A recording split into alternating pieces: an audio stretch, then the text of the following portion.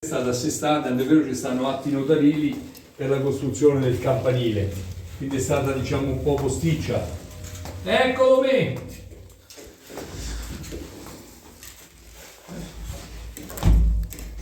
Ora arrivano gli altri due specialisti, ma più tardi per la questione che tutti chi lavora, che cosa. Qui se pensi noi anni fin da piccoletti, allora noi a 50 anni, tutti insieme, questi tranne la ragazza e la signora. C'avevamo le scalappioli, mica come queste nuove, a buio venivamo su.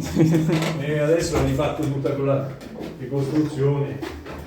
E beh sì, anche un po' per la questione di sicurezza, perché... Pensavo che eri più anziano, Io no, cioè c'ho 41 anni. Che insegni? Io pensavo che avevo 60, che ne so. Sono uno dei fortunati a poter entrare di ruolo già a quest'età qua, quindi...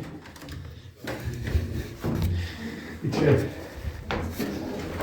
Vai a fare con calma, eh? Sì. Con calma, se può vedere qui, guarda. Ah, quindi la travatura della chiesa, benissimo. Vedi? Che faccio lì, se vuoi flashare, guarda un po' che travi, che spettacolo. Aspetta. Tengono, questi. Sì, cos'è quercia questa qua? Questa è buona. Qui puoi entrare anche dentro, c'è la luce. Sì. Non è che basta che non vai dentro. No, certo, perché tanto. tanto... Perché vai sì, sotto. Esatto, tanto la cannucciaia la conosco. Cannucciato, queste qui anche... A posto. Siamo arrivati all'ultima scala. Sì.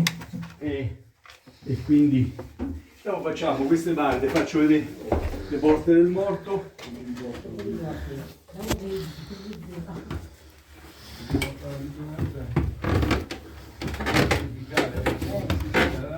Era meglio che me lo portavo la maglietta, ti prego. Fatto vedere. Questo le sta... La moglie, il fratello della moglie.